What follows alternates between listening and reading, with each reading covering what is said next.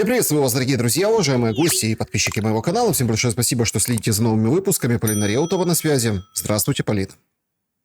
Здравствуйте, Саша. Здравствуйте, зрители.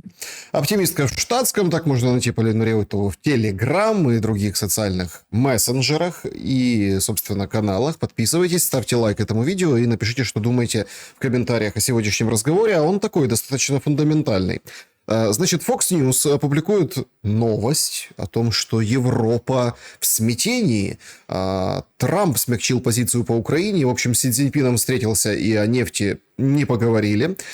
Плюс томагавки не дал. Вообще Трамп что-то как-то сдал позиции. Многие даже прикручивают несостоявшийся Будапешт к встрече с Си Цзиньпином. Мол, если бы Будапешт состоялся, он бы тогда королем приехал на встречу с Си. А так связи России и Китая как-то вот прочноватым образом продемонстрировали Трампу, что не все так просто. Вместе с этим сами европейцы собираются 4 числа в Испании. Эль Мундо пишет, что запрещены мобильные телефоны, режим архисекретности в этой встрече коалиции желающих 35 стран, между прочим. В общем, какая-то, как это говорили, движуха намечается, а толку в конкретных договоренностях нет.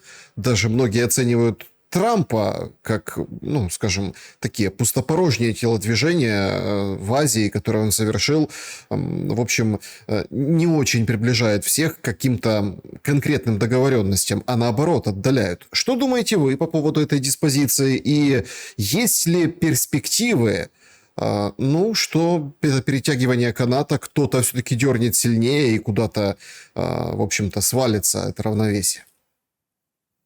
По поводу того, какова диспозиция, я повторяюсь, что анализировать Трампа изначально тема ошибочная и избыточная, но анализировать действия американской администрации как конгломерата, принимающего определенные решения, можно и даже нужно. Я полагаю, что там фронтменом сейчас господин Рубио выступает, определяет политику партии глобально и с идеологической, и с практической точки зрения. Господин Трамп, будучи шоуменом, ситуативно что-то транслирует, не всегда что-то, что не всегда соответствует реальному положению дел, скажем так. Касательно встречи с Си, кроме деклараций каких-то, нам ничего не известно по форме, по сути, это пустота.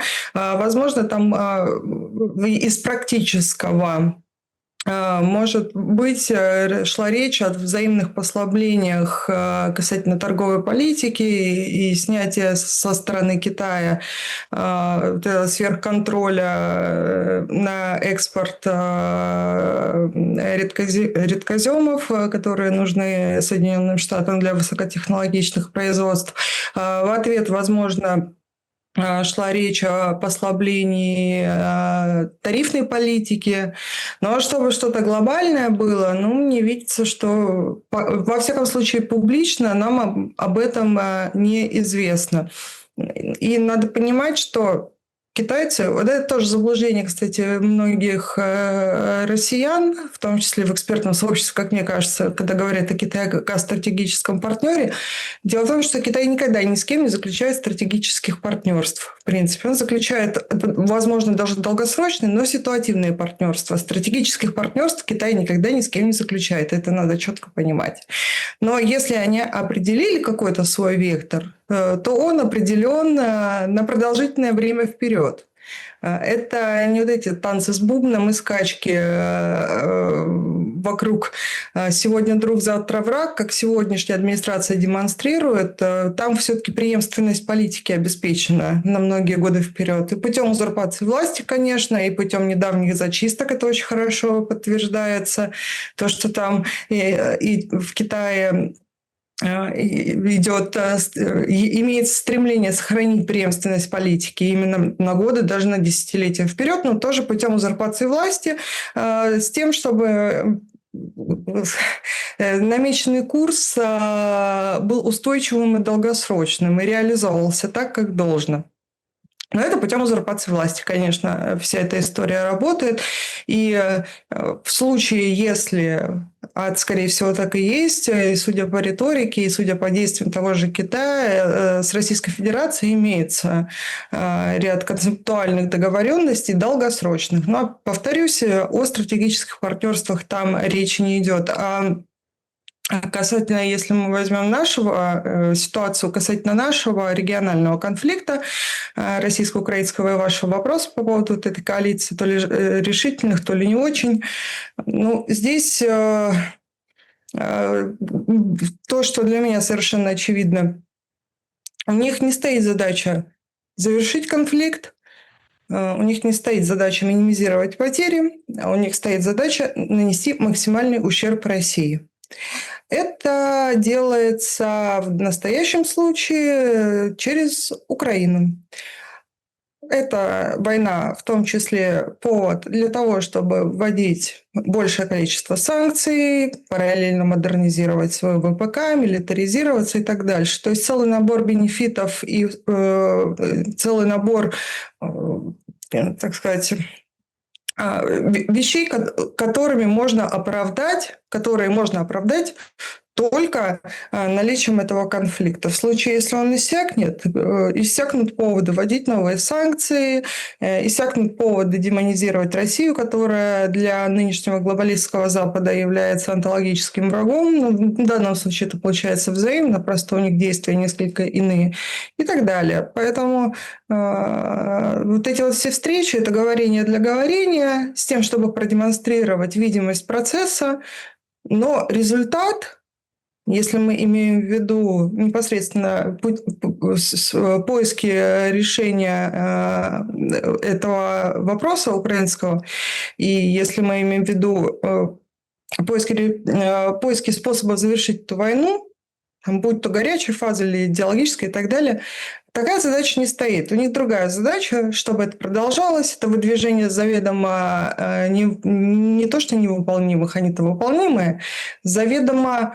неприемлемые для Москвы условия, на которые она никогда не пойдет, они прекрасно об этом знают. То есть они умышленно выдвигают условия, на которые не пойдет Москва, с тем, чтобы дальше конфликт продолжался. Ну так и смотрите, есть же какая-то, подождите, Да. есть какая-то определенная, вот вы говорите, Китай не заключает стратегически, только долгосрочно. Ну окей, но тут Да. есть, смотрите, тут прямое противоречие с европейскими, скажем, планами. Экономист публикует вчера материал, где 360 или 380, короче, по 400 миллиардов нужно денег Украине. Причем там разбивка по бюджету, по годам, вот это все, вот эта вот фраза «2-3 года мы готовы воевать», Зеленского, Туску. Это все, знаете, как вот накладывается в общий котел вот этой аналитики, и мы, ну вот если так посмотрим, то все равно ведь есть какие-то моменты целеполагания. Вот вы говорите продолжение ради чего? Ну вот сейчас там очередная партия уехала украинцев... Для того, чтобы был повод дальше наносить ущерб России. А единственным, более или менее значимым поводом для нанесения разного рода ущерба России является продолжение этого конфликта. Ну, то есть обстрелы, как вот мы видели, подстанции, Ярославль, там, в общем, прошлой ночью, да, когда там по заводам ударили, по подстанциям, еще почему-то. В том числе максимальный ущерб России через теракты, обстрелы, санкции, политическое, экономическое давление. То есть надо понимать, что пока эта война продолжается, сохраняются все поводы и оправдания, чтобы, закрывать глаза на откровенный беспредел, и, употреблять те действия, которые в мирное время были бы невозможны, либо затруднительны. Вот исключительно для этого, больше ни для чего. Но ситуация на поле боя нам диктует несколько другую логику. Сейчас вот эти танцы вокруг Покровска, одни, украинские, там, Сырский съездил туда, в ту сторону, говорит, врут все с российской стороны, нет никакого окружения. Солдаты, там, которые на передовой комментируют эту историю, говорят, да, вот ситуация ухудшается с каждым днем, в общем, мы близки к катастрофе. Мол, не верьте основным, скажем, источникам духоподъемным Генштаба Вооруженных сил Украины. Все не так просто. И, конечно, все смотрят на вот эти, как сказать, на эту браваду потому что это заведомо, давайте будем откровенны, заведомо невыполнимая история, и на это Зеленский бы никогда не пошел, ни офис президента, ни любой руководитель, тем более такой, как Зеленский. Это предложение Путина. Давайте журналистов запустим в котел, пускай там остановим огонь, и пускай поедут, поснимают, пообщаются с военными. Вот эта тема экстракшн а-ля Азовсталь, которую поднимал Путин. То есть, понимаете, в чем дело? Ситуация на передовой, она противоречит тому, что вот мы вначале обсудили эту большую рамку европейских планов, там, коалиции желающих нанесения максимального ущерба. Почему же противоречит? Совсем нет.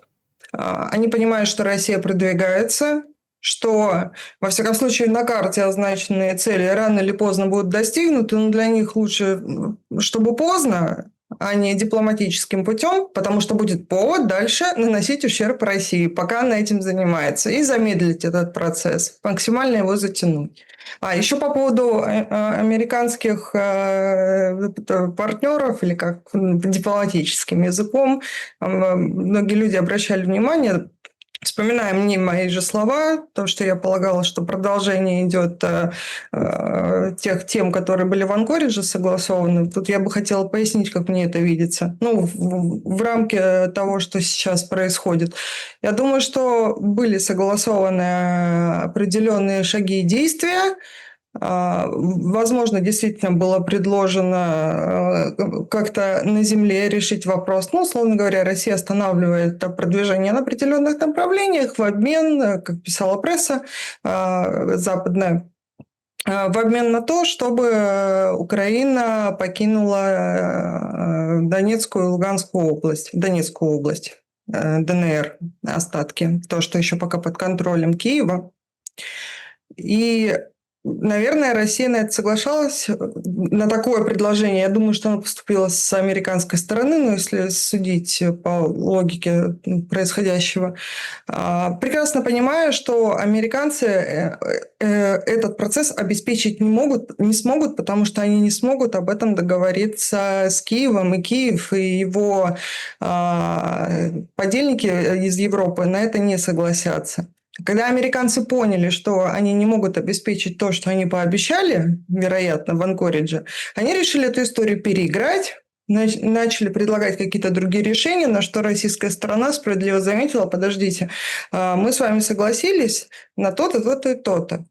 Вы дали свои обязательства, пожалуйста, выполняйте, почему мы должны идти на уступки? А когда американцы поняли, что они обеспечить то, что они пообещали, не могут, и то, что у них не та степень управления, не та степень влияния на процессы, как они, возможно, полагали или хотели бы, они решили эту историю переиграть, и отсюда уже пошли откровенно недружественные шаги в сторону России, то есть они решили по-другому действовать, вразрез с теми договоренностями, которые были. Почему я полагаю, что так дело было? Потому что с нашей стороны на высших самых уровнях регулярно повторялся один и тот же тезис и устами президента России, и устами главы нашего внешнеполитического ведомства Сергея Викторовича Лаврова постоянно говорилось о том, что мы действуем в духе договоренностей, достигнутых в Анкоридже. Какие именно договоренности, конечно, не уточняются, но с американской стороны таких тезисов не было. То, что действует в духе Анкориджа, то есть Российская Федерация как бы говорила: вот мы договорились об определенных шагах, мы в этой канве действуем и ожидаем, так сказать, алаверды со стороны американских товарищей, с которыми мы согласовали определенный вектор. Но, как мне представляется, американцы этот вектор обеспечить просто не могут. И отсюда вся пошла заварушка. Собственно, вот как-то так. По поводу смягчения или не смягчения непосредственно Трампа, вот вы еще спрашивали там касательно того, что на Украине происходит, но ему, учитывая его непомерное ЧСВ, чувство собственной важности, этот товарищ-миротворец, он не может признаться даже самому себе, наверное, в силу характера, что все-таки не весь мир у его ног, И есть даже вот такие клиенты, как Украина, казалось бы, где США и где Украина.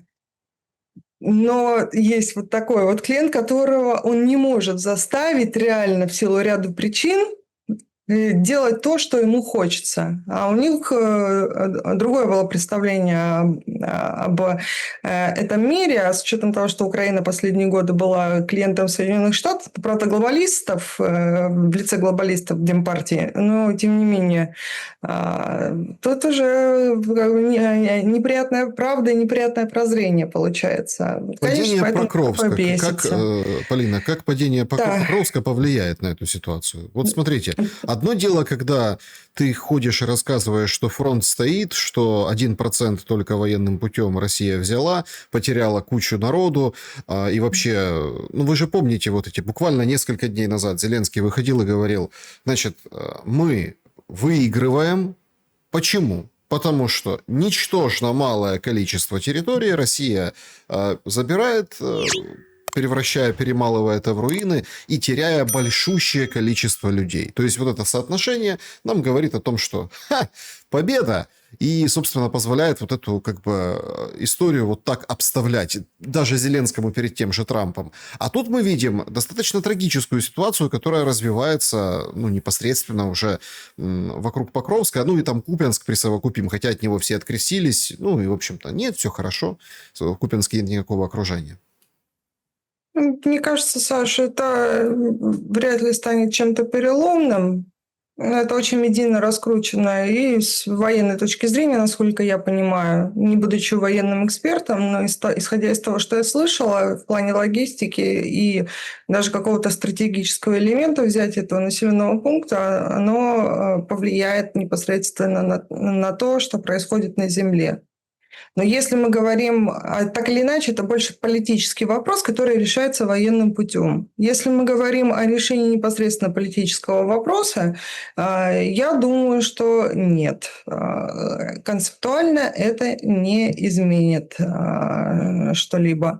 Будут, возможно, попытки даже более какие-то выгодные предложения России положить на стол с тем, чтобы отдохнуть, перегруппироваться, добиться перемирия в той или иной форме, вот с тем, чтобы силы поднакопить, потому что, да, они иссякают со стороны Украины, и те, кто ее поддерживает, уже не тот ресурс. Здесь есть такой момент, да. Но что это политически на что-то повлияет, я не думаю так. Я не думаю. Ну, то есть, понятно, был Покровск, ну и бог с ним, да, все равно там же есть такие... Не имел никакого стратегического значения, как скажет украинский моноэфир. Ну и, как скажут украинские разные появляющиеся, ну, такие достаточно... Такие отбитые товарищи говорят, там одни сепары живут, зачем он нам нужен был, это мы видели, в принципе, в соцсетях. Достаточно недели 3, на самом деле, это все как бы обставляется, поэтому, возможно, что-то всплывет. Но с точки зрения, хорошо, если там ситуация на поле боя, условное падение Покровска и, там, возможно, Купянска, какие-то другие продвижения политически не повлияют, то что вы тогда скажете и как оцените другую ситуацию? Значит, сегодня Министерство иностранных дел Украины, Сибига в частности, говорит и заявил о том, что Россия начала использовать по Украине ракету 9М729. В чем спецификация? Да? В чем важность вот этого сообщения? Потому что какие только ракеты, в общем, не использовала Российская Федерация, в том, что из-за секретной разработки именно этой ракеты наземного базирования Трамп на своем первом сроке в 2019 году, в общем, вывел США из договора по контролю над ядерными вооружениями с Россией. Ракета такая, которая может нести ядерный боезаряд. Первое подтверждение этой ракеты, да, после атаки 5 октября во Львовскую область было зафиксировано. И, в общем, пуски начались 21 августа, сообщают нам в Reuters. И с тех пор Россия запустила по Украине ее 23 раза. А также были 2 пуска в 22 году. Но это так, видимо, тестировали. Это сейчас выносит МИД как бы во главу угла, да, что вот смотрите, Трамп, это твоя история отношений по вот этим вооружениям, мол, Трамп, просыпайся. Это как бы его дергает о том, что давай, будь более решительнее помогай Украине, смотри, какой Путин не соблюдает договоренности и как бы давит на тот старый мозоль 2019 года. Этот момент по поводу использования этой ракеты по тылам и вообще ситуация в тылах. Прошлой ночью ударили по ЖД-инфраструктуре, прошлой ночью ударили, в общем, попали и в дом. Ну, в общем, это такая тяжелая история. Позапрошлый раз кабы Запорожья наделали беды. В общем, уничтожается энергоинфраструктура. И даже МАГАТЭ сегодня вышла и говорит, что ядерная катастрофа может случиться со дня на день. Вот так, громко, во всеуслышание. Критически важные подстанции для ядерной безопасности Украины повреждены. Ровенская АЭС уменьшила мощность. Значит, на южноукраинской и Хмельницкой АЭС потеряли одну из линий электропередач, электроснабжения. То есть мы видим, вот как Запорожская атомная, да, на подпитке была, и там вот эти были танцы вокруг того, починят, не починят, но, слава богу, починили. Сейчас бьют по вот этим подстанциям атомных электростанций по линиям передач. То есть мы понимаем, что ситуация в тылу может подтолкнуть к каким-то политическим решениям. Но тут вопрос, они будут какие?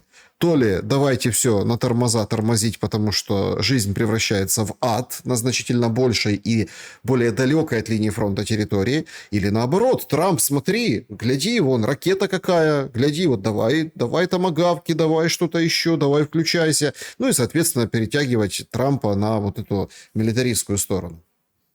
Ну, давайте напомним, раз уж пошла тема про оружие и про Трампа, то в свою первую каденцию это был первый президент, который дал Украине серьезное оружие. Джавелины были поставлены, я напоминаю, это во-первых. Во-вторых, что Российская Федерация раньше не применяла те классы вооружений, которые способны нести на себе ядерные заряды. Орешник прилетал, кинжал прилетал, вот, как минимум. И та ракета способна нести на себе ядерный заряд. Поэтому, если прилетело еще что-то, способное нести на себе ядерный заряд, это не является, если честно, серьезным аргументом с учетом вот этого уже. Были уже такие прецеденты. Опять повторюсь, я не являюсь военным экспертом, но если здесь говорить о риторике и о сути, то по Украине уже прилетали те ракеты, которые способны носить на себе ядерные боезаряды. И если полетел какой-то новый класс, это не является концептуально чем-то новым. И не потому что, собственно, понятно, что у России есть такой класс оружия, и он при определенных обстоятельствах может достигать любой точки этой планеты, в зависимости от того, какой класс. Но то, что несет на себе ядерку. Потому что мы ядерная держава с ядерным триадой. И, конечно, у нас это есть.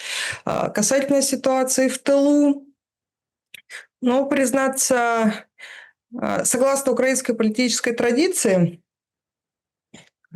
ситуация в тылу может ворваться, будь то гуманитарная, политическая, социальная, ворваться в политику, вмешаться громогласно и что-то поменять только в случае, если будут серьезные бенефициары, которые могут обеспечить этот социальный процесс. Я так аккуратно скажу. Имеется в виду Майдан.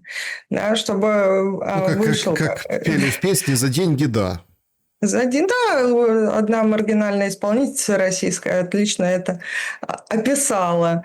Да. И чтобы вышел какой-нибудь новый НАЕМ с призывами захватить с собой чай, друзей, возможно, оружие, которого сейчас в достатке на руках, хорошее С оружием настроение. вообще катастрофа. Тут вчера Вот, прогремел взрыв понимаете, да. на Укрпочте, и все, конечно, переполошились.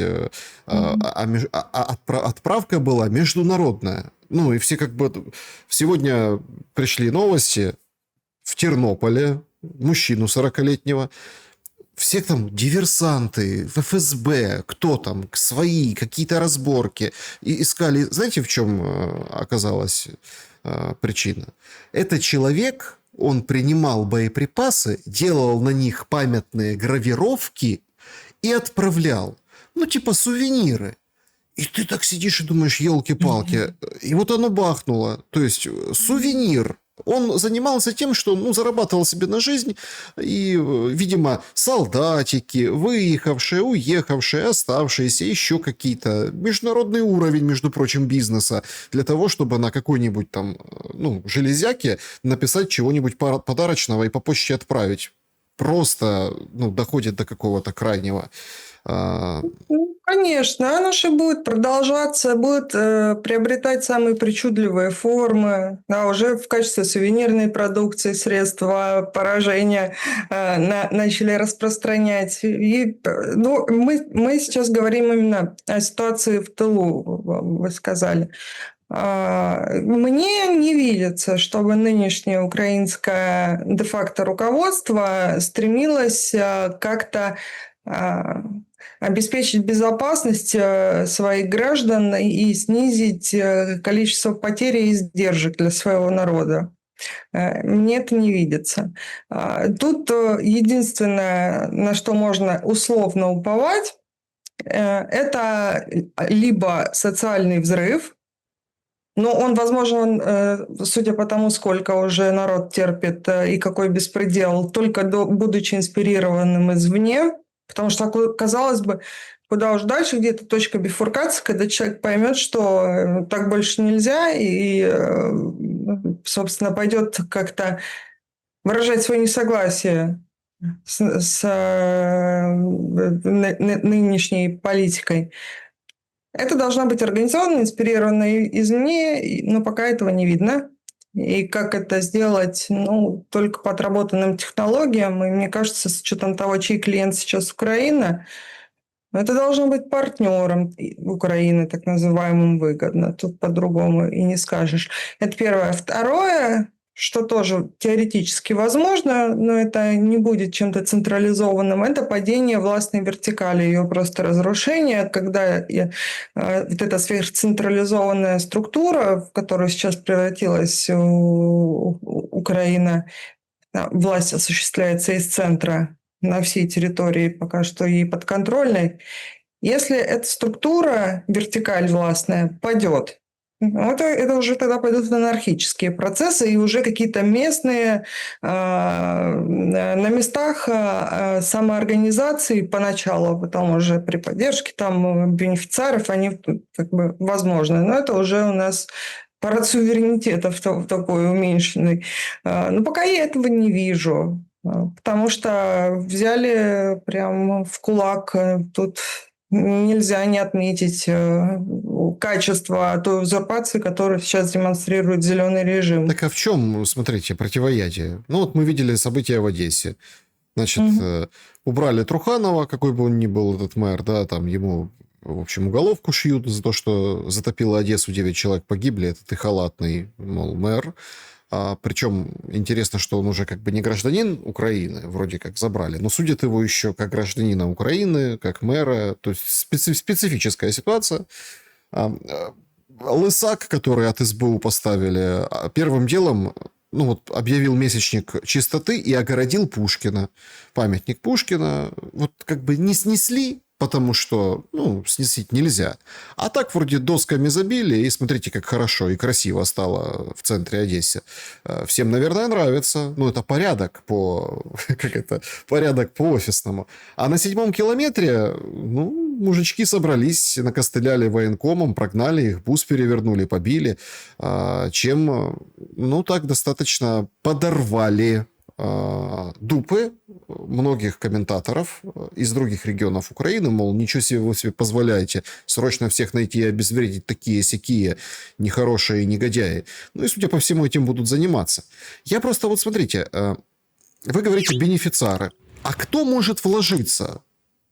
Вот вложиться в протесты против ТЦК? И вот те формы, да, которые вот уже приобретает. Если эта стихия есть, с ней не считаться нельзя, нужно в любом случае будет тихо или громко власти отвечать на вот это избиение на 7-м километре, то кому интересно вот нечто подобное поддерживать? Ну, кроме, понятное дело, врага Российской Федерации. Также это все трактуется, что это все ИПСО, враги и пророссийские элементы.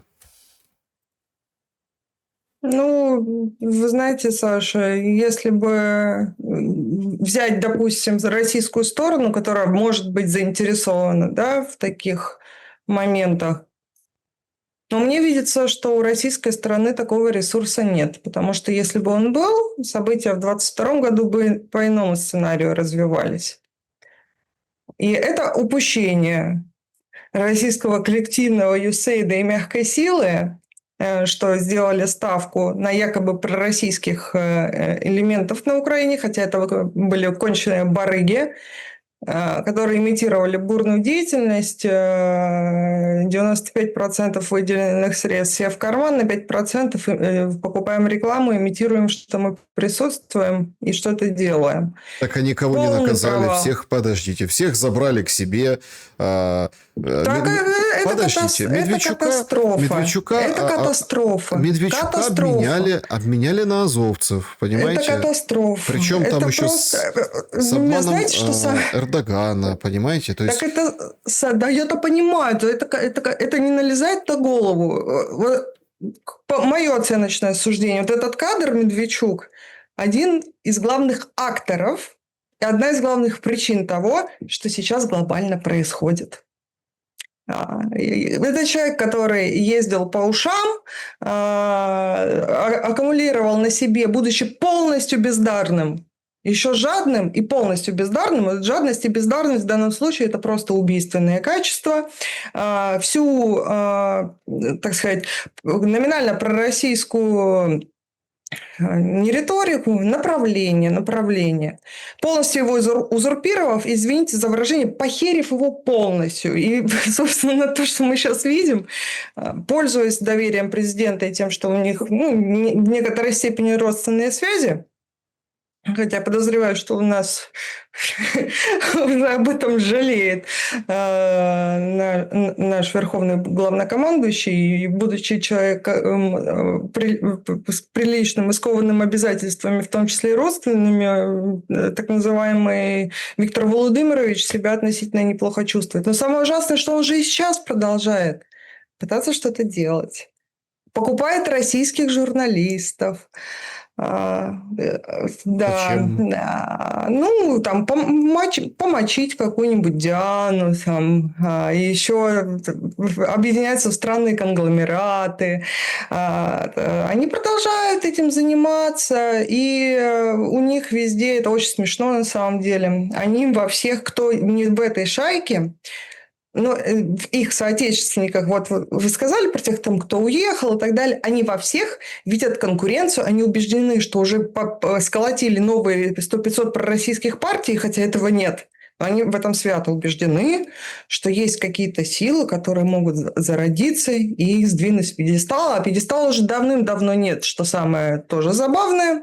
И они продолжают заниматься всей этой дурью, дискредитируя своих же соотечественников, полагая, что их же соотечественники уже присели на уши какой-нибудь из башен, до которой эти пока еще не добрались, и поэтому надо всячески оскорблять, дискредитировать, мешать, вкладывать огромные средства в дискредитацию медиакомпании. И вы не представляете, что просто как бы Какие там ресурсы вложены? И они это продолжают делать. Они борются не за Украину, никогда этого не было, никогда они за Украину не боролись, не за ее будущее. Они борются за то, чтобы вот эта вот ниша, которую они полностью провалили, так называемой пророссийской политики, была только исключительно за ними, желательно с финансированием. Вот так случился провал, значит, пророссийской или лояльной к России деятельности на территории Украины после Майдана. Именно так это произошло. А Запад в данном случае, будучи более институциональным, несмотря на огромное количество откатов, тоже интересантов множество, но они работали как раз эффективно. Там деньги периодически шли в работу. Вот в чем дело. Поэтому и результат другой. И возвращаясь к вашему вопросу, к чему я это все, кому это могло бы быть выгодно, и да, ТЦК, и беспредельщики, эти замечательный повод для того, чтобы вскрыть вот этот нарыв социальной напряженности и конвертировать его во что-то обозримое. Ну, там будут какие-то массовые протесты, возможно, даже, и, скорее всего, беспорядки, и далее по списку. То получается, что тогда, подождите, получается... Сейчас это могут, отвечая на ваш вопрос, это могут сделать только те, под кем сейчас Зеленский, тогда, когда он им надоест, а он не захочет уходить. Вот, тогда это возможно, что будет. Вот, по картонкам мы это увидели. До этого... Получается, с другой стороны, получается, что... сколько там процентов в классическом понимании пропаганды правды? Получается, что это правда, что вот эта вся история... Ну, тут тоже, понимаете, противоречие. С одной стороны, вся история с противодействием и, в общем-то, тема ТЦК, да, беспредела, да, вот этого ТЦК. Если ты об этом говоришь, получается, ты льешь воду на мельницу вот этих товарищей. То есть, получается, Зеленский и вот эти все спикеры, они правы, что тема ТЦК – это вот выгодно России, потому что ее окучивают условно или бывшие украинцы, выехавшие туда, или россияне, им это нужно. Соответственно, тогда это еще один аргумент и повод заткнуться, терпеть и... то есть это правда, что это, если не про российское, конечно, ИПСО и искусственный интеллект, но очень выгодная история как раз-таки для россиян. Да, самое смешное, что россияне могли бы, так сказать, этим воспользоваться или как-то это инспирировать.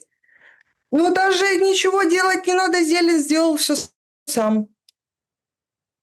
Самый пророссийский политик сегодня на Украине – это Зеленский со своей кодлой. С учетом того, каких результатов он достигает. Без какой-либо помощи со стороны Российской Федерации. Да, он закапывает себя, свою власть, себя дискредитирует очень системно и дискредитирует саму идею государства Украина очень системно. Но одновременно с тем очень качественно было взято управление тем, что раньше называлось Украиной, уже тоталитарный режим, диктаторский даже сформировался. И диктаторский режим со сверхцентрализованной структурой, обеспечивающей управление над всей территорией Украины. Но вот дискредитация, да, этим он занимается великолепно. Полина. И самой власти, и самой идеи государства Украина. Без помощи россиян. Продолжая тему как бы выехавших, уехавших, если немножко аналитически к этому подойти, есть то, когда вот эту публику будут отодвигать, это будет означать, в принципе, окончание войны, боевых действий. Так уже, уже начали отодвигать, на некоторых уже заводятся уголовные дела.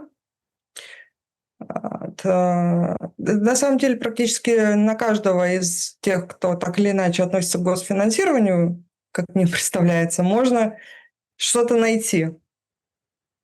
Но находят-то не на всех. Понимаете, в чем дело? Просто вот сформировалась тоже когорта людей очень внушительная, у которой огромный ресурс доверия людей, которые, которым очень выгодно, чтобы эта война продолжалась, просто потому что у них потеряются во многом те подпитки, которые они получили именно в результате того, что сейчас ведутся эти боевые действия. Эх, Полина, так вот мы Есть завершили такое. достаточно наш сегодняшний разговор. Вообще, конечно, это все, ну, очень неприятно, потому что ровно такие же... То есть украинские рагули, которые за то, чтобы война продолжалась, сидят и на сборах, Да, и и на поддержке. русские генетические рабы всех уничтожить.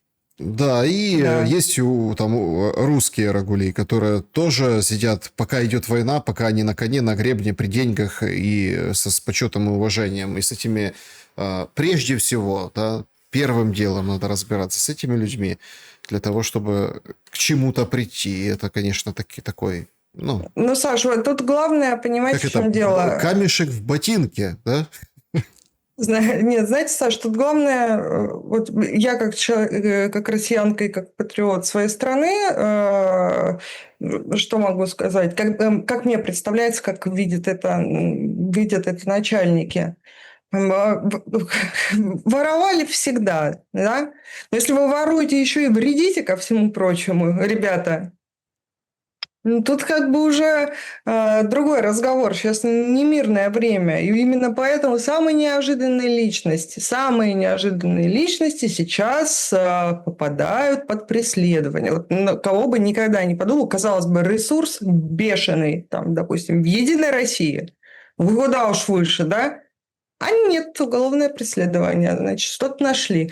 И мне кажется, что сейчас таких вот случаев это уже как превентивное действие, потому что тот, кто потенциально вреден и может помешать реализации СВО, так как его понимает российское руководство, те, что под маской патриотизма, потом, если им не понравится какое-то решение, да, они же первые пойдут в оппозицию и обладая при этом бешеным уже ресурсом, наработанным и доверием людей.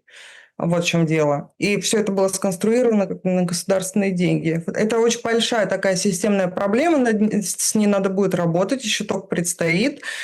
Чем закончится, не знаю. Но в завершение скажу, что с использованием админ-ресурса для сведения счетов каких-то происходит преследование. Это один вопрос. А другой вопрос – это системная работа по хеджированию рисков и, наверное, выпиливание, да, из числа людей, принимающих решения в медийной плоскости, кадров, которые в будущем могут просто сильно помешать непосредственно уже стране. То есть здесь надо разделять личные мотивы, да, преследования какое-то, там, или какого-то конгломерата, медиа-война внутри разных групп, скажем так. И то, на что системно уже российское руководство обращает внимание и какие вещи пытается предупредить, скажем так. Да, Вот. Полина Реутова была моя собеседница сегодня. Спасибо большое за время и мысли. Спасибо, Саша. Ребята, ставьте лайк. Да, подписывайтесь, берегите себя и друг друга. Всем добра и света. Увидимся.